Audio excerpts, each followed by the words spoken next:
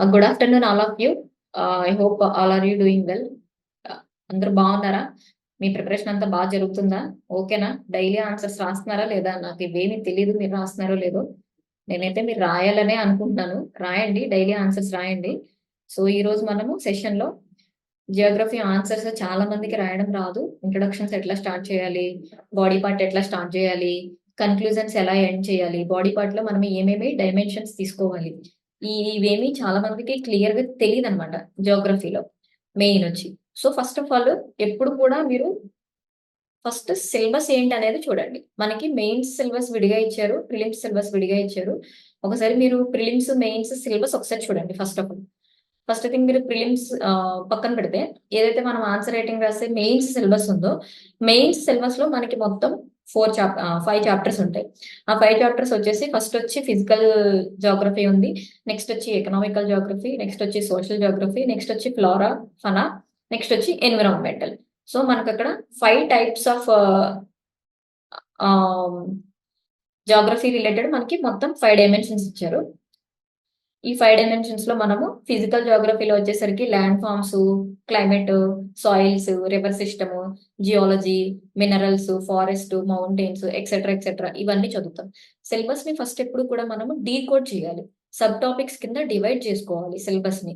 So, మనం sub topics కింద divide చేయకుండా ఓన్లీ యాస్ ఇట్ ఈస్‌గా మనం సిలబస్ కాపీలో ఇచ్చింది మాత్రమే మనం చదవాలి అని ఎప్పుడు చూడకూడదనమాట. ఫస్ట్ ఎప్పుడు కూడా సిలబస్ కాపీలో ఉన్న ప్రతి టాపిక్‌ని సబ్ టాపిక్స్ కింద డివైడ్ చేయడం నేర్చుకోండి. ఫిజికల్ జియోగ్రఫీ ఉంది, ల్యాండ్ ఫార్మ్స్ ఉంది, ఫిజియోగ్రఫీ ఇండియా చదువుతాము. అలానే ఫిజియోగ్రఫీ ఆఫ్ ఏపీ కూడా చదువుతాము. For suppose physiography of India మనం చదువుతున్నాం అనుకోండి. బేసిక్‌గా ఇప్పటిదాకా మీరు చూసుకున్న పీవైక్యూస్ చూస్తే ఫిజియోగ్రఫీ ఆఫ్ ఇండియా గురించి రాయండి అని చెప్పి డైరెక్ట్ క్వెషన్ ఇచ్చారు. మనకి జరిగినయి కూడా గ్రూప్ 1 కాబట్టి మహా అయితే ఒక 3, 4 మెయిన్స్ చూసుంటాం మనం. అంటే ప్రీవియస్‌గా కూడా జరిగినియి. బట్ సిలబస్ చేంజ్ అయిన తర్వాత చూస్తే మనం ఒక 3-4 టైప్స్ ఆఫ్ సిలబస్ చూసుంటాం. అలా కాకుండా ఇంకా మనకి ఫిజియోగ్రఫీ ఆఫ్ ఇండియానే ఇంకా డిఫరెంట్ టైప్స్‌లో ఎలా అడుగుతాడు అనే దాన్ని మనం తెలుసుకోవాలంటే మనకు ఆ సబ్ టాపిక్స్ తెలిసుండాలి. ఫర్ ఎగ్జాంపుల్ ఓన్లీ ఆహ్, మనకి ఫిజియోగ్రఫీ ఆఫ్ ఇండియాలో మొత్తం ఎన్ని సబ్ పార్ట్స్ ఉంటాయి? హిమాలయ అనేది one of the physiographic character అవుతుంది. నెక్స్ట్ వచ్చి నార్థర్న్ ప్లెయిన్స్, నెక్స్ట్ వచ్చి డెక్కన్ ప్లాట్యూ, నెక్స్ట్ వచ్చి peninsular plateau, central islands, coastal ప్లెయిన్స్‌లో again Eastern Ghats, Western Ghats. So, ప్రతి దాని గురించి కూడా మనం ఒక షార్ట్ నోట్స్ మేక్ చేసుకొని పెట్టుకోవాలి. ఓకేనా? ఫర్ ఎగ్జాంపుల్ మీరు షార్ట్ నోట్స్ చేసుకునేటప్పుడు కూడా ఎలా చేసుకుంటారు? ఒక ఇంటర్‌లింక్‌తో చేసుకోండి. జియోగ్రఫీ అనేది ఏదో జస్ట్ ఆ పర్టిక్యులర్ మనం చదివే చిన్న టాపిక్ మాత్రమే లింక్ అయి ఉంటుందని ఎప్పుడు అనుకోవద్దు. ఒక సబ్జెక్ట్‌కి మనకెప్పుడు కూడా ఇంటర్‌లింకింగ్ ఉంటుంది. ఆ ఇంటర్‌లింకింగ్‌ని మీరెట్లా ఎస్టాబ్లిష్ చేయాలి అనేది ఫర్దర్‌గా నేను బాడీ పార్ట్ చెప్పినప్పుడు చెప్తాను. సో, ఓకేనా? ఇప్పుడు మీరు హిమాలయాస్ గురించి చదువుతున్నారనుకోండి. ఫిజియోగ్రఫీ ఆఫ్ ఇండియాలో హిమాలయాస్ గురించి చదివినప్పుడు హిమాలయాస్ గురించి అసలు హిమాలయాస్ ఎలా ఫార్మ్ అయినియి? ఏమేమి యూజ్ చేస్తున్నాము? ఐ మీన్ అది హిస్టారికల్ బ్యాక్‌గ్రౌండ్ ఎలా ఉంది? ఎలా ఎవాల్వ్ అవుతూ వచ్చింది ఇప్పటిదాకా ఉన్న హిమాలయస్ సిస్టమ్ మనకి ఎలా ఎవాల్వ్ అవుతూ వచ్చింది? హిమాలయస్ ఎన్ని రివర్ సిస్టమ్స్‌కి ఒక జన్మస్థలం కింద ఉంది. ఇలా డిఫరెంట్ డైమెన్షన్స్‌లో మనము దాని గురించి నోట్స్ చేసి పెట్టుకోవాలి. అండ్ హిస్టారికల్‌గా హిమాలయాస్ సిగ్నిఫికెన్స్ ఏంటి? ఫర్ సపోజ్ హిస్టారికల్ సిగ్నిఫికెన్స్ అన్నప్పుడు మీరు దేనితో కనెక్ట్ చేసుకోవచ్చు? మాంగోలియన్ ఇన్వేషన్స్ మనకి జరిగినప్పుడు హిమాలయాస్ అనేవి బ్యారియర్‌గా ఉన్నాయి కదా! ఆ బ్యారియర్‌గా ఉండడం వల్ల ఏమైంది? వేరే వాళ్ళు మన దేశానికి రావడానికి ఒక అడ్డుగోడల్లా ఉండినియి. ఇది హిస్టారికల్ సిగ్నిఫికెన్స్‌లోకొస్తుంది. అలానే హిమాలయస్ సిగ్నిఫికెన్స్ అనేది మీరు ఇంకా డిఫరెంట్‌గా ఎలా చూడొచ్చు వేరేది. For suppose environment I mean climate పరంగా చూసుకున్నామనుకోండి. సెంట్రల్ ఏషియా నుంచి వచ్చే గాలుల్ని మనకి హిమాలయాస్ ఏం చేస్తాయి? అడ్డుగోడలుగా ఉండి ఆపుతాయన్నమాట. ఇది మనకి climate related one of the significance. So, ఈ విధంగా మీరు ప్రతి దాన్ని కూడా కనెక్ట్ చేసుకుంటూ చదవడం నేర్చుకోండి. ఫిజియోగ్రఫీ ఇండియాలో only just physiographic features Himalayas ఉన్నాయి, నార్త్ ప్లేన్స్ ఉన్నాయి. దాని తర్వాత నెక్స్ట్ వచ్చి ఇవున్నాయి అని చెప్పి ఒక ఆర్డర్‌లో గుర్తుపెట్టుకోవడం మాత్రమే కాదు, ఆ పర్టిక్యులర్ ఫీచర్ ఎలా ఎవాల్వ్ అయింది? దాని యొక్క ఇంపార్టెన్స్ ఏంటి? ఆ ఇంపార్టెన్స్ ఎకనామిక్‌గా ఎలా ఉంది? సోషల్ పరంగా ఎలా ఉంది? ఫర్ ఎగ్జాంపుల్ నార్థర్న్ ప్లెయిన్స్ తీసుకున్నామనుకోండి. నార్థర్న్ ప్లెయిన్స్‌లో మనకి అవి ఎలా ఎవాల్వ్ అయినియి? హిమాలయాస్ నుంచి వచ్చే ఏదైతే రివర్ సిస్టమ్ ఉందో, ఆ రివర్ సిస్టమ్ నుంచి వచ్చిన సెడిమెంట్స్ ద్వారా మనకి నార్థర్న్ ప్లేట్స్ వచ్చినాయి. సో, అవి ఫెర్టైల్ ల్యాండ్స్ ఉన్నాయి. డిఫరెంట్ టైప్స్ ఎలా ఎవాల్వ్ అయిందని రాస్తారు. రాసిన తర్వాత దాని సిగ్నిఫికెన్స్ మీరేం చదవాల్సొస్తది? మెయిన్ వచ్చి అది అగ్రికల్చర్‌కి ఎలా సపోర్ట్ చేస్తుంది? హ్యూమన్ సెటిల్మెంట్స్‌కి ఎట్లా సపోర్ట్ చేస్తుంది? మీరు కంపారిటివ్‌లీ ఇప్పుడు మనం వెళ్లి ఒక ఎరిడ్ రీజియన్‌లో అయితే సెటిల్ అవ్వం కదా! ఎక్కడైతే మనకి వేరే ఒక మంచి ప్లేస్ ఉంది. వాటర్ అవైలబిలిటీ ఉందా లేదా? ఫుడ్ అన్ని అవైలబిలిటీ ఉన్నాయా లేవా? అక్కడున్న ఎన్విరాన్మెంట్ బావుందా లేదా? అన్నీ చూసుకొని ఇప్పుడు ఫర్ సపోజ్ మనమే ఉన్నాము. ఒక ఇల్లు కట్టుకోవాలనుకుంటున్నాము. ఒక హౌస్ కన్‌స్ట్రక్షన్ చేసుకోవాలని. మ్యారేజ్ అయిందనుకోండి మీకు. అప్పుడు మీరేం జేస్తారు? ఒక ఇల్లు కట్టుకోవాలి, ఒక హౌస్ కన్‌స్ట్రక్షన్ చేయాలి అన్నప్పుడు ఏం జేస్తారు? ఆ హౌస్ కన్‌స్ట్రక్షన్ అనేది ఫ్యూచర్‌లో మీకు పుట్టే పిల్లలకి దగ్గరలో స్కూల్ ఉందా లేదా? కాలేజెస్ ఉన్నాయా లేదా? మార్కెట్‌కి వెళ్ళడానికి దగ్గరగా ఉందా లేదా? అని అంటే మనం కట్టుకునే ఇల్లు గురించే మనం ఇలా ఆలోచిస్తాం కదా! సో, హ్యూమన్ సెటిల్మెంట్స్ ఎప్పుడు కూడా ఎలా ఉంటాయి? ఎక్కడైతే మనకి వాటర్ అవైలబిలిటీ ఉండి, క్లైమేట్ బావుండి, అగ్రికల్చర్‌గా ల్యాండ్స్ ఫెర్టైల్‌గా ఉంటాయో అలాంటి ప్లేసెస్‌లో ఎక్కువ హ్యూమన్ సెటిల్మెంట్స్ ఎక్కువుంటాయి.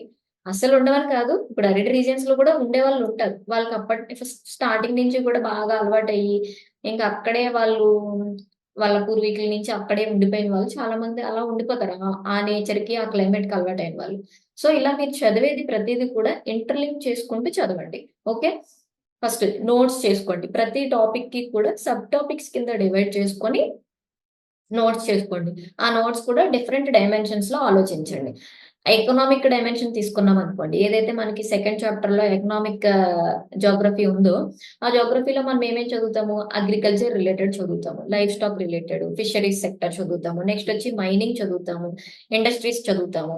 ట్రాన్స్‌పోర్ట్, ట్రేడ్, కమ్యూనికేషన్ ఇలా మీరు ప్రతి టాపిక్‌కి అగైన్ మీరు అగ్రికల్చర్‌లో కూడా different types of crops Geography పరంగా చదువుతున్నాం గాబట్టి, అగ్రికల్చర్ గురించి చదువుతున్నామే అనుకోండి ఫర్ సపోజ్. అగ్రికల్చర్‌లో మనకి డిఫరెంట్ టైప్స్ ఆఫ్ క్రాప్స్ ఉంటాయి. ఒక్కొక్క crop for suppose rice, wheat ఈ రైస్ ఎలాంటి కండిషన్స్‌లో గ్రో అవుతుంది? ఎలాంటి ల్యాండ్ దగ్గర గ్రో అవుతుంది? ఎలాంటి క్లైమాటిక్ కండిషన్స్ ఉండాలి? ఎంత టెంపరేచర్ ఉండాలి? రెయిన్‌ఫాల్ ఎంతుండాలి?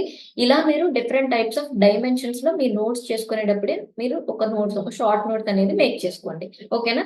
ఇది ఒకటి ఎకనామిక్ డైమెన్షన్‌లో ఈ పరంగా చదవండి. నెక్స్ట్ వచ్చి సోషల్ జియోగ్రఫీలో మనకేమొస్తుంది? పాపులేషను, మైగ్రేషను నెక్స్ట్ వచ్చి settlements, density, literacy rate, caste, religion, tribe ఈ టైప్ వస్తుంది. నెక్స్ట్ అర్బనైజేషన్ ఈ టైప్ వస్తుంది. నెక్స్ట్ వచ్చి ఫ్లోరా, ఫౌనా దీంట్లో ఏమొస్తాయి మనకి స్పీషియస్, బయోడైవర్సిటీ, వెజిటేషన్, ఫారెస్ట్ అందులో మీరు మన ఏపీలో ఉన్న వైల్డ్ లైఫ్ సాంక్చురీస్ ఏమున్నాయి? మెయిన్ అక్కడుండే ఫ్లోరా ఏంటి? ఫౌనా ఏంటి? మనకి ఏపీలో ఈస్టర్న్ ఘాట్స్ మెయిన్ ప్లే చేస్తది కాబట్టి ఈస్టర్న్ ఘాట్స్ దగ్గర మనకుండే మెయిన్ ఫ్లోరా ఏముంది? ఫనా ఏముంది? నెక్స్ట్ వచ్చి అక్కడున్న స్పీషియస్ డైవర్సిటీ ఎలా ఉంది? ఎలాంటి టైప్ ఆఫ్ ట్రైబల్ కమ్యూనిటీకి అవి సపోర్ట్ చేస్తున్నాయి. ఈ టైప్‌లో మీరు ఫ్లోరా, ఫనా చదివేటప్పుడు ఈ టైప్‌లో మీరు నోట్స్ చేసుకోవాలి. నెక్స్ట్ వచ్చి ఎన్విరాన్మెంట్. ఎన్విరాన్మెంట్ రిలేటెడ్ వచ్చేసరికి మీకు క్లైమేట్ చేంజు, హజార్డ్స్ నెక్స్ట్ వచ్చి pollution, sustainable development, disaster management, environmental assessment impact అని చెప్పుంటుంది. వీటి మీద మీరు నోట్స్ చేసి పెట్టుకోవాలి. ఇది మీకు ఫస్ట్ సిలబస్ అన్నమాట. ఎప్పుడు కూడా మీరు ఫస్ట్ మనం చదివేది ఏదైనా అసలు మనకున్న సిలబస్ ఏంటి? ఆ సిలబస్ నాకు ఎంత వరకు ప్రిలిమ్స్‌తో ఓవర్‌లాప్ అవుతుంది? ఎంత వరకు ప్రిలిమ్స్ మనం కంబైన్ చేసి మనము క్వెషన్ చదవగలుగుతాము? ఎంత వరకు మనము కంబైన్ చేసి చదువుకోవచ్చు. అండ్ ఇంకొకటి గ్రూప్ 1, గ్రూప్ 2 ఎందుకంటే ఇక్కడ మనకి బోత్ ప్రిపేర్ అయ్యే వాళ్ళుంటారు కదా! సో, ఈ గ్రూప్ 1 లోను, గ్రూప్ 2 లోను నాకొకసారి ఒక అమ్మాయి నాకు మెసేజ్ చేసిందనమాట. తనేం చేసిందంటే గ్రూప్ 1కి మాత్రమే చదివే టాపిక్స్ ఏమున్నాయి? గ్రూప్ 2కి మాత్రమే చదివే టాపిక్స్ ఏమున్నాయి? ఇంటర్‌లింకింగ్‌గా చదివే టాపిక్స్ ఏమున్నాయని చెప్పి తనొక నోట్స్ చేసుకుంది. మీకు వాయిస్ ఏమి డిస్టర్బెన్స్ రావట్లేదు కదమ్మా! క్లియర్‌గా వినిపిస్తుంది కదా నా వాయిస్? ఎవరైనా నాకొకసారి మెసేజ్ చేయండి. ఒకవేళ మీకేదైనా నా వాయిస్‌లో డిస్టర్బెన్స్ గాని, ఔట్ సైడ్ నుంచి మీకేమైనా డిస్టర్బెన్స్ అనిపిస్తే నాకు వెంటనే మీకు చాట్ బాక్స్‌లోకెళ్ళి మెసేజ్ చేయండి. ఓకేనా? నెక్స్టొచ్చి అలానే ఇప్పుడు మనకి జియోగ్రఫీ ఆన్సర్స్‌లో ఇప్పుడు ఫర్ సపోజ్ మీరేదైనా ఇంటర్‌లింక్ ఎలా చేయాలి అనేది కూడా మీకు తెలియాలి కదా! ఇప్పుడు గోదావరి రివర్ సిస్టమ్ గురించి మీరు ఎగ్జాంపుల్‌గా చదువుతున్నారే అనుకోండి టాపిక్ గురించి. బేసిక్‌గా మనం ఏం చదువుతాము దాంట్లో ఉన్న డైమెన్షన్స్ గోదావరి రివర్ ఎక్కడ ఆరిజిన్ అయింది, దాని ట్రిబ్యూటరీస్ ఏంటి, నెక్స్ట్ వచ్చి దాని కోర్స్ ఎలా ఉంది, దాని లెంత్ ఎలా ఉంది, డ్రైనేజ్ సిస్టమ్ ఏంటి అని చెప్పి ఆపేస్తాం. డ్రైనేజ్ బేసిన్ ఎక్కడెక్కడ ఉంది ఏంటి అనేది. ఈ డైమెన్షన్స్ మాత్రమే కనెక్ట్ చేసుకుంటే దట్ ఈస్ గుడ్. అది మీకు ప్రిలిమ్స్ వరకు యూజ్ అవుతుంది. బట్ అంతకు మించి మనం చదవాలి. మెయిన్స్ కి మనకు ఉపయోగపడాలి అంటే అంతకు మించి మీరు డైమెన్షన్స్ జనరేట్ చేయగలగాలి. సో అవేంటి, physical first thing. For example చెప్తున్నాను, మీరు రాసుకోండి. గోదావరి రివర్ గురించి తీసుకున్నాం. మీరు నోట్స్ చేసుకునేటప్పుడు ఏం చేయాలి, ఫస్ట్ మెయిన్స్ పర్స్పెక్టివ్ లోనైతే ఫిజికల్ గా కనెక్ట్ చేసుకోవాలి. ఫస్ట్ డైమెన్షన్ వచ్చి ఫిజికల్ డైమెన్షన్.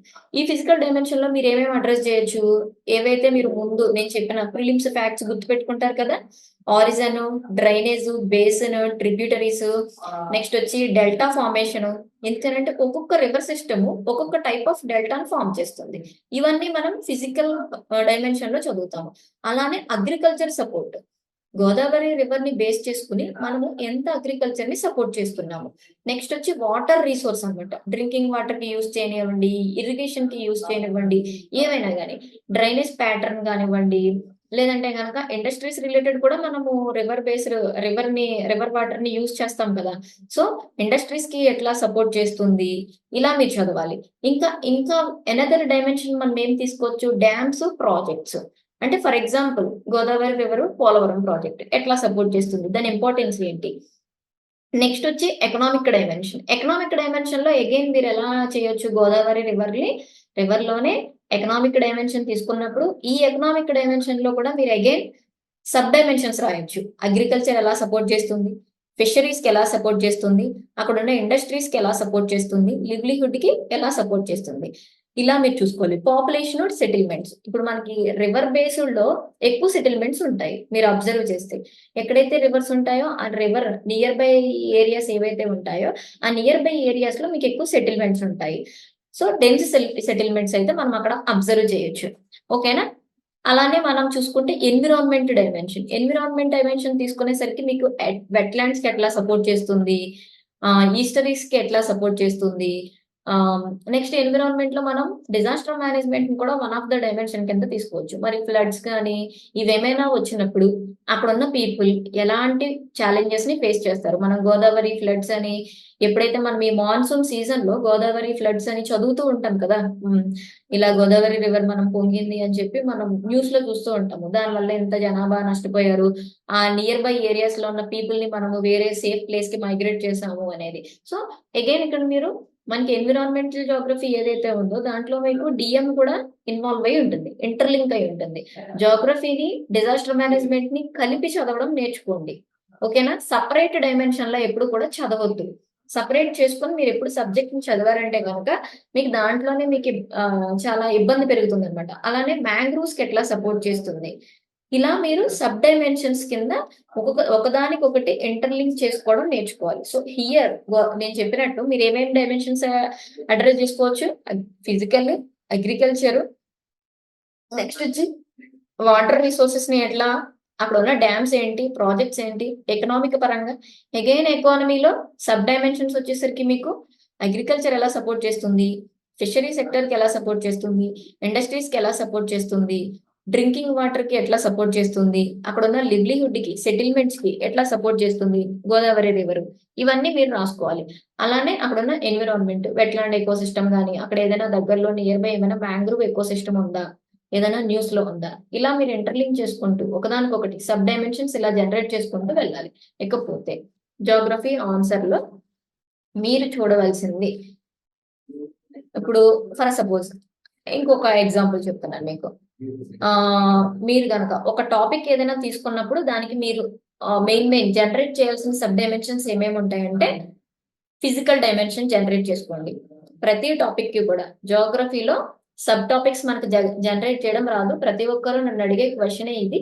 సో దాంట్లో మీరు ఫిజికల్ డైమెన్షన్ జనరేట్ చేసుకోవచ్చు, ఎన్విరాన్మెంటల్ డైమెన్షన్ జనరేట్ చేసుకోవచ్చు, సోషల్ డైమెన్షన్ జనరేట్ చేసుకోవచ్చు, ఎన్విరాన్మెంట్, నెక్స్ట్ వచ్చి ఎకనామిక్ డైమెన్షన్ మీరు ఒకటి జనరేట్ చేయొచ్చు.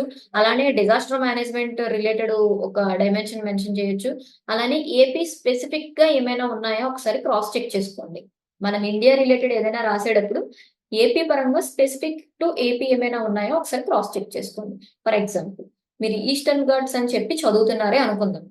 ఈస్టర్న్ ఘాట్స్ గురించి మీరు చదివేటప్పుడు మీరు ఏమేమి చూసుకోవాలి, అసలు దాని రిలీఫ్ ఏంటి, దాని రిలీఫ్ ఫీచర్స్ ఏమేమి ఉన్నాయి. అక్కడ మనకి వెస్టర్న్ ఘాట్స్ కి ఎలాగైతే మనకి గార్జెస్ ఇవన్నీ మనకి ఫామ్ అవుతాయో, ఈస్టర్న్ ఘాట్స్ లో కూడా వ్యాలీస్, గార్జెస్ ఇలా ఏదో ఒకటి టైప్ ఆఫ్ రిలీఫ్ ఉంటుంది కదా, దాని టోపోగ్రఫిక్ రిలీఫ్. ఆ టోపోగ్రఫిక్ రిలీఫ్ ఎలా ఉంది, అక్కడ ఉండే రివర్ సిస్టమ్స్ ఏంటి, అక్కడ ఉన్న ఫారెస్ట్ ఏంటి, అక్కడ ఉన్న మినరల్స్ ఏంటి, అక్కడ ఉన్న ట్రైబల్ సెటిల్మెంట్స్ కానీ పాపులేషన్ కానీ ఎంత ఉంది ఏంటి, బయోడైవర్సిటీ ఎలా ఉంది, టూరిజం కి ఎలా సపోర్ట్ చేస్తుంది, మైనింగ్ కి ఎలా సపోర్ట్ చేస్తుంది, ఎన్విరాన్మెంటల్ డిగ్రేడేషన్ ఏమైనా జరుగుతుందా. ఎందుకంటే టూరిజం, మైనింగ్ ఇవన్నీ చేసినప్పుడు ఆటోమేటిక్ ఏమవుతుంది, ఎన్విరాన్మెంటల్ డిగ్రేడేషన్ అనేది మనం కంపల్సరీగా చేస్తాము. సో యాక్చువల్లీ అది మనం చేసేదే, హ్యూమన్ బీయింగ్స్ చేసేదే. దానికి ఓవర్కమ్ చేయడానికి మనము సజెషన్స్ ఏం చూసుకోవాలి, మన రీజనల్ డెవలప్మెంట్, అక్కడున్న ఏపీ రీజనల్ డెవలప్మెంట్ ఎలా ఉంది. నేను మళ్ళీ ఒకసారి రిపీట్ చేస్తున్నాను, ఎవరైతే నోట్ మేకింగ్ చేసుకుంటున్నారో వాళ్ళు చేసుకోండి. ఫర్ ఎగ్జాంపుల్ ఈస్టర్న్ ఘాట్స్ గురించి మనం ఏదైనా ఒక టాపిక్ గురించి చదువుతున్నాం, అందులో ఫర్ ఎగ్జాంపుల్ ఈస్టర్న్ ఘాట్స్ తీసుకుందాం. ఏమేమి డైమెన్షన్స్ తీసుకుంటారు, దాని యొక్క టోపోగ్రఫీ రిలీఫ్ ఏంటి, అంటే అది ఏర్పరిచే different types of relief features ఉంటాయి కదా, గార్జెస్ అని, వ్యాలీస్ అని, వి షేప్డ్ వ్యాలీస్ అని, యూ షేప్డ్ వ్యాలీస్ అని ఎగ్జాంపుల్ చెప్తున్నాను నేను, అంతే అంతే తప్ప ఈస్టర్న్ ఘాట్స్ లో ఈ వ్యాలీస్ ఏ ఉంటాయని కాదు. మీరు చదివేటప్పుడు అక్కడ ఏమున్నాయి అనేది మీరు ఐడెంటిఫై చేసుకోవాలి. నెక్స్ట్ వచ్చి రివర్ సిస్టమ్స్. ఇప్పుడు మనకి ఈస్టర్న్ ఘాట్స్ లోను, వెస్టర్న్ ఘాట్స్ లోను ఆరిజిన్ అయ్యే రివర్ సిస్టమ్స్ ఉంటాయి కదా, ఆ రివర్ సిస్టమ్స్ ఏమేమి ఉన్నాయి, ఫారెస్ట్ సిస్టమ్, అక్కడ ఉన్న forest A type of forest ఉంది, అక్కడ ఉన్న మినరల్స్ ఏంటి, ఈస్టర్న్ ఘాట్స్ కి మినరల్స్ కూడా ఉంటాయి కదా, ఆ మినరల్స్ ఏంటి, అక్కడ ఉన్న ట్రైబల్ పాపులేషన్స్ ఏంటి, ఏమేమి డిఫరెంట్ టైప్స్ ఆఫ్ ట్రైబల్స్ ఎవరున్నారు, ఆ ట్రైబల్ పాపులేషన్ ఎంత ఉంది, పీవీటీజీస్ ఎవరైనా ఉన్నారా, క్రాస్ చెక్ చేసుకోండి. నెక్స్ట్ వచ్చి బయోడైవర్సిటీ. అక్కడ ఉన్న బయోడైవర్సిటీ ఫ్లోరా, ఫనా, అంటే అక్కడ ఉన్న ఇంపార్టెంట్ స్పీషీస్ ఉంటాయి కదా, యానిమల్ స్పీషీస్ కానీ ప్లాంట్ స్పీషీస్ కానీ, అది కూడా only endemic to eastern Ghats. ఇలాంటివి కొన్ని నోట్ మేక్ చేసుకొని పెట్టుకోండి. అవి మీకు గ్రూప్ 1, గ్రూప్ 2 ప్రిలిమ్స్ ఇలా దేనికైనా కానీ యూజ్ అవుతుంది. అలానే మెయిన్స్ రాసేటప్పుడు వాల్యూ అడిషన్ కింద యూజ్ అవుతుంది.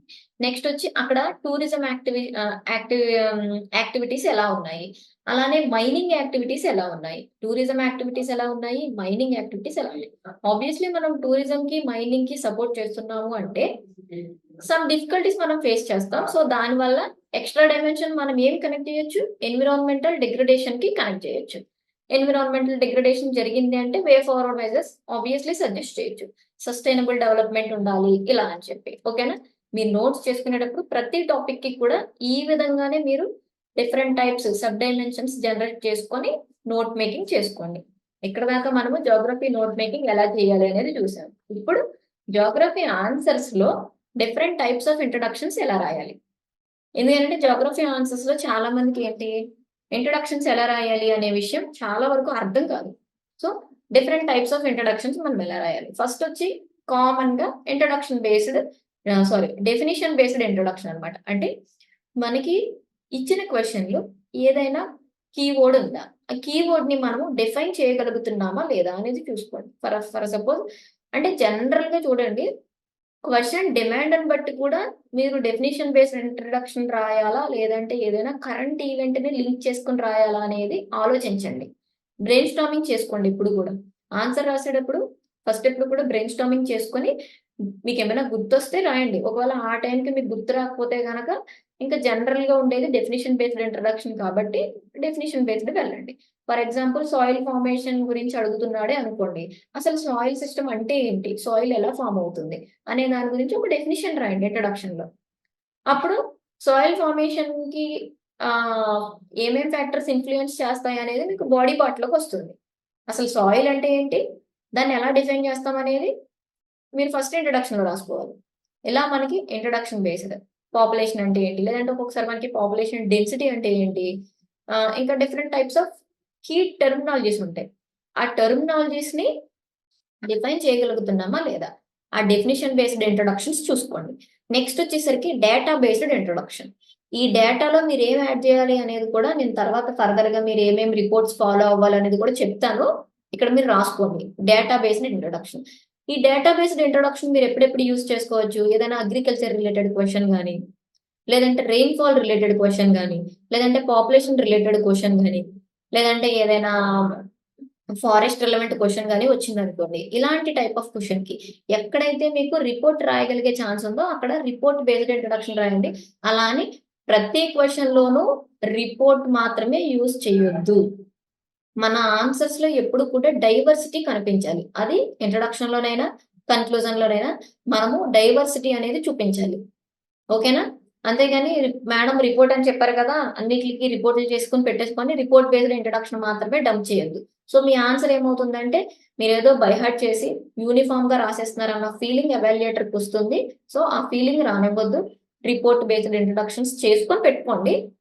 రిలవెంట్ ఉంటే రాయండి. ఆ రిలవెన్స్ ఉందా లేదా చూసుకోండి. రిలవెన్స్‌ని బట్టి చూసుకోండి. నెక్స్ట్ వచ్చి జియోగ్రాఫికల్ కంటెక్స్ట్ అన్నమాట. ఫర్ ఎగ్జాంపుల్ ఈస్టర్న్ ఘాట్స్ గురించి రాస్తాం. ఒక క్వెషన్ వచ్చిందే అనుకుందాం. Significance of eastern Ghats in mineral composition something like that ఏదైనా ఒక క్వెషన్ వచ్చిందనుకోండి. అప్పుడు మీరేం చేయొచ్చు? అసలు ఈస్టర్న్ ఘాట్స్ ఎలా ఫార్మ్ అయింది? దాని యొక్క జియోగ్రాఫికల్ కంటెక్స్ట్ అది ఎట్లా ఫార్మ్ అయింది? లేదంటే అది ఎలా ఉంటుంది? దాని నేచర్ ఏంటి? దాని రిలీఫ్ ఏంటి? వీటితో మనము ఇంట్రొడక్షన్‌ని స్టార్ట్ చేసుకోవచ్చు. లేదంటే గనక మ్యాప్ అన్నమాట. Location based introduction. అంటే ఏదైనా ఒక పర్టిక్యులర్ రీజనల్ గాని, ఏదైనా మినరల్ గురించి గాని, ఏదైనా క్వెషన్ వచ్చిందనుకోండి. అలాంటి వాటికి మనం ఏం చేయొచ్చు? ఆ పర్టిక్యులర్ లొకేషన్ అదెక్కడ మనకి బాగా అవైలబిలిటీ ఉంది అనే లొకేషన్ బేస్డ్ ఇంట్రొడక్షన్స్ కూడా మనం ఇంట్రొడక్షన్‌లో రాసుకోవచ్చు జియోగ్రఫీలో. నెక్స్ట్ వచ్చి ప్రాసెస్ బేస్డ్ అన్నమాట. ఫర్ ఎగ్జాంపుల్ ట్రోపికల్ సైక్లోన్స్ గురించి మనకు ఒక క్వెషన్ వచ్చిందనుకోండి. అసలు ట్రోపికల్ సైక్లోన్స్ ఎలా ఫార్మ్ అవుతాయని ప్రాసెస్‌ని బ్రీఫ్‌గా ఎక్స్‌ప్లెయిన్ చేయాలి. నేనిక్కడ మెకానిజం అంతా ఎక్స్‌ప్లెయిన్ చేసేసి ఒక లెంగ్తీ రాయండి అని చెప్పట్లేదు. బ్రీఫ్‌గా ప్రాసెస్ బేస్డ్ ఇంట్రొడక్షన్ మాత్రమే రాయండి. ఓకేనా? ఇలా మీరు కాంటెంపరరీ రిలవెన్స్ బేస్డ్ ఒక ఇంట్రొడక్షన్. డిఫరెంట్ టైప్స్ ఆఫ్ ఇంట్రొడక్షన్‌లో కాంటెంపరరీ బేస్డ్ ఇంట్రొడక్షన్ కూడా ఉంటుంది. అంటే ఇప్పుడు ఫర్ సపోజ్ క్లైమేట్ చేంజ్ గురించి ఒక క్వెషన్ ఇచ్చాడనుకోండి. రీసెంట్‌గా మనకి క్లైమేట్ చేంజ్ ఏమవుతుంది? క్లైమేట్ చేంజ్ వల్ల మనం ఫేస్ చేసే ఏవైతే డిజాస్టర్స్ ఉన్నాయో వాటి యొక్క ఫ్రీక్వెన్సీ అనేది ఇంక్రీజ్ అయిపోతుంది కదా! సో, ఇలా మనము కంటెంపరరీ ఈవెంట్స్‌తో కనెక్ట్ చేసుకొని కంటెంపరరీ బేస్డ్ ఇంట్రొడక్షన్ కూడా రాయొచ్చనమాట. అర్థమైందా? మనం ఎన్ని టైప్స్ ఆఫ్ ఇంట్రొడక్షన్స్ రాయొచ్చు ఇక్కడ? 5-6 టైప్స్. ఒకటొచ్చి డెఫినిషన్ బేస్డ్ ఇంట్రొడక్షన్ రాయొచ్చు. నెక్స్ట్ వచ్చి ఎవరైనా ఉన్నారా? రెస్పాండ్ అవుతున్నారా? Definition based, data based introduction. Next వచ్చి జియోగ్రాఫికల్ కంటెక్స్ట్ బేస్డ్ అంటే దాని యొక్క రిలీఫ్ ఫీచర్స్ ఏమున్నాయి? దాని నేచర్ ఏంటి? ఎలా ఫార్మ్ అయింది? నెక్స్ట్ వచ్చి లొకేషన్ బేస్డ్ ఇంట్రడక్షన్ రాసుకోవచ్చు. ప్రాసెస్ బేస్డ్ ఇంట్రడక్షన్ రాసుకోవచ్చు. నెక్స్ట్ వచ్చి కాంటెంపరరీ రిలవెన్స్ ఉన్న ఇంట్రడక్షన్ రాసుకోవచ్చు. ఓకేనా? ఇకపోతే మెయిన్ డిఫికల్టీ ఫేస్ చేసేది ప్రతి యాస్పిరెంట్ నా దగ్గరికి వచ్చి అడిగేది జియోగ్రఫీ ఆన్సర్స్ లో బాడీ పార్ట్ రాసేటప్పుడు డైమెన్షన్స్ మెన్షన్ చేయడం మాకు రావట్లేదు మేడం. ఫస్ట్ అడిగేది ఇదే. బాడీ పార్ట్ లో డైమెన్షన్స్ రావట్లేదు, ఇంట్రడక్షన్స్ రావట్లేదు, కన్క్లూజన్స్ రావట్లేదు, అసలు జియోగ్రఫీ ఆన్సర్సే రావట్లేదు అని చెప్తున్నారు. సో బాడీ పార్ట్ ఏదైతే ఉందో దీంట్లో మనము ఫస్ట్ వచ్చి ఫిజికల్ డైమెన్షన్స్ స్టార్ట్ చేసుకోండి. అగైన్ ఈ ఫిజికల్ లో కూడా మీరు different types of sub dimensions మీరు జనరేట్ చేయొచ్చు. ఎగ్జాంపుల్ దాని లొకేషన్ ఏంటి, దాని రిలీఫ్ ఏంటి, దాని ల్యాండ్ ఫామ్ టైప్ ఏంటి, ఏ ల్యాండ్ ఫామ్ నేచర్ ఏంటి, క్లైమేట్ ఎలా ఉంటుంది, అక్కడ ఉన్న డ్రైనేజ్ సిస్టమ్ ఎలా ఉంటుంది, సాయిల్ ఎలా ఉంది, అక్కడ ఉన్న న్యాచురల్ వెజిటేషన్ ఎలా ఉంది, ఇవన్నీ ఫిజికల్ డైమెన్షన్ లో సబ్ డైమెన్షన్స్ కింద వస్తాయి. ఏదైతే క్వశ్చన్ డిమాండ్ కి రిలవెంట్ గా ఉన్నాయో ఆ డైమెన్షన్స్ మాత్రమే మీరు రాయాలి. ఏదో మేడం చెప్పారు కదా అని లేకపోయినా గానీ తీసుకెళ్లి ఇరికించొద్దు అక్కడ. అప్పుడేమవుతుందంటే, మన బాడీ మీదకి వేరే వాళ్ళ తలకాయ తీసుకొచ్చి అతికించినట్టు ఉంటుంది. అలా కాకుండా, ఆ క్వెషన్ డిమాండ్‌కి మీరు రాసే సబ్ డైమెన్షన్స్ గాని, ఆ సబ్ డైమెన్షన్స్ గాని కనెక్ట్ అవుతున్నాయా లేదా అనేది ఒకసారి క్రాస్ చెక్ చేసుకోండి. ఓకేనా? ఫిజికల్ డైమెన్షన్స్‌లో మీరేమేమి రాయొచ్చు? లొకేషన్, దాని యొక్క రిలీఫ్ ఏంటి, అక్కడున్న క్లైమేట్ ఏంటి, వెజిటేషన్ ఏంటి, డ్రైనేజ్ ఏంటి, సో సాయిల్ అక్కడున్న టైప్ ఆఫ్ సాయిల్ ఏంటి, ఇలా మీరు ఫిజికల్ డైమెన్షన్ లో మీరు రాయొచ్చు. నెక్స్ట్ వచ్చేసరికి నెక్స్ట్ మేజర్ డైమెన్షన్ మీరు తీసుకునేది బాడీ పార్ట్ లో ఫిజికల్ తర్వాత ఎకనామిక్ డైమెన్షన్ కి రండి. అంటే మీరు తీసుకున్న ఏదైతే మెయిన్ టాపిక్ ఉందో అది ఎకానమీ పరంగా అగ్రికల్చర్ కి ఎలా సపోర్ట్ చేస్తుంది, ఇండస్ట్రీస్ కి ఎలా సపోర్ట్ చేస్తుంది, అక్కడ ఉన్న మినరల్స్ కి ఎలా సపోర్ట్ చేస్తుంది, ఇరిగేషన్ కి ఎలా సపోర్ట్ చేస్తుంది, ఓకేనా? అగ్రికల్చర్‌కి ఎలా సపోర్ట్ చేస్తుంది? ఇరిగేషన్‌కి ఎలా సపోర్ట్ చేస్తుంది? మినరల్స్‌కి ఎలా సపోర్ట్ చేస్తుంది? ఇండస్ట్రీస్‌కి ఎలా సపోర్ట్ చేస్తుంది? ఫిషరీ సెక్టార్‌కి ఎలా సపోర్ట్ చేస్తుంది? మీకు తెలుసు ఏపీ మెయిన్ ఫిషరీ సెక్టార్‌లో టాప్‌లో ఉంటది ఎప్పుడు కూడా. ఇప్పుడు ఏ రేంజ్‌లో ఉందో ఒకసారి మీరు కరెంట్ అఫైర్స్‌తో లింకప్ చేసుకోండి. నేను చెప్పాను కదా అని అదే రాయొద్దు ఆన్సర్స్‌లో తీసుకెళ్ళి. ఓకేనా? Minerals, fisheries, live stock. Live స్టాక్స్‌లో మనకి again different types of live stocks ఉంటాయి. లైవ్ స్టాక్ చూసుకోండి. ఎనర్జీకి ఎలా సపోర్ట్ చేస్తుంది? ట్రాన్స్‌పోర్ట్‌కి ఎట్లా సపోర్ట్ చేస్తుంది?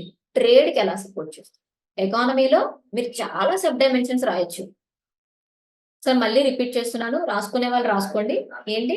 అగ్రికల్చర్‌కి, ఇరిగేషన్‌కి, మినరల్స్‌కి, ఫిషరీస్‌కి, నెక్స్ట్ వచ్చి లివ్లీహుడ్‌కి ఎలా సపోర్ట్ చేస్తుంది? Next energy, transport, trade. ఓకేనా? ఇవి ఎకనామిక్‌లో మనకి సబ్ డైమెన్షన్స్. ఎకనామిక్ డైమెన్షన్‌లో sub dimensions. Next sub dimension మనము జియోగ్రఫీలో ఏం తీసుకోవచ్చు? సోషల్ డైమెన్షన్ తీసుకోవచ్చు. ఈ సోషల్ డైమెన్షన్‌లో పాపులేషన్ తీసుకోవచ్చు. అగైన్ మనం సబ్ డైమెన్షన్స్‌ని రీజనరేట్ చేయొచ్చు. పాపులేషన్ తీసుకోవచ్చు. మైగ్రేషన్ తీసుకోవచ్చు. అంటే పీపుల్ ఎప్పుడు కూడా ఒక చోట డెవలప్ అవుతుంది అంటే, ఒక చోటు నుంచి ఇంకో చోటికి మనం మైగ్రేట్ అవుతూ ఉంటాం కదా! సో, ఆ మైగ్రేషన్ ఎలా ఒక్కొక్కసారి మనకి రూరల్ టు అర్బన్ ఉంటుంది. అర్బన్ టు రూరల్ ఉంటుంది. రూరల్ టు రూరల్ ఉంటుంది. ఇది కూడా డిఫరెంట్ వస్తుంది మళ్ళీ అగైన్. అది ఏం జరుగుతుందనేది ఆ పర్టిక్యులర్ సిట్యుయేషన్‌ని బట్టి మీరు డీకోడ్ చేయాల్సి ఉంటుంది. సో, పాపులేషన్ ఎలా ఉంది? మైగ్రేషన్ ఎలా జరుగుతుంది? సెటిల్మెంట్స్ ఎలా ఉన్నాయి? అంటే డెన్స్ సెటిల్మెంట్స్ ఉన్నాయా? అర్బనైజేషన్ ఉందా? లివ్లీహుడ్ ఏంటి? ట్రైబల్ కమ్యూనిటీస్ ఏమైనా ఉన్నాయా? హ్యూమన్ డెవలప్‌మెంట్ ఏంటి? ఇలా మీరు సబ్ డైమెన్షన్స్ ఎక్సెట్రా, ఎక్సెట్రా. ఇలా మీరు సబ్ డైమెన్షన్స్ జనరేట్ చేయొచ్చు. సోషల్‌లో అగైన్, ఎన్విరాన్మెంట్ డైమెన్షన్‌కి వచ్చామనుకోండి. దాని తర్వాత మీరు వేరే డైమెన్షన్ ఏం తీసుకోవచ్చు? ఎన్విరాన్మెంట్ డైమెన్షన్ తీసుకోవచ్చు.